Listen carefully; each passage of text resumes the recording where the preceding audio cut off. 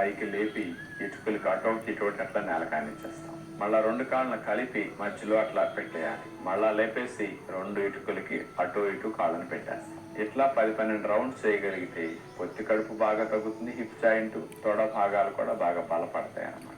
అలాగే బ్రిక్స్ సహాయంతో చేసే రెండో వ్యాయామం, 2 ఇటుకల్ని కలిపి ఆనిచ్చేస్తాం. కుడి కాల్ని ఎడం పాదం వైపు తీసుకెళ్తాం.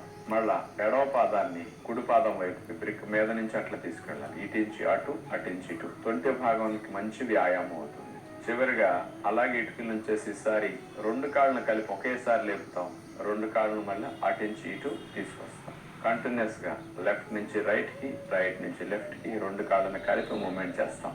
ఇది కొద్దిగా స్ట్రెయిన్ ఎక్కువ ఉంటుంది. 2 కాళ్ళు లేపటం అనేది కష్టంతో కూడింది కాబట్టి ఇలా చేయగలిగితే జాయింట్ దృఢపడుతుంది.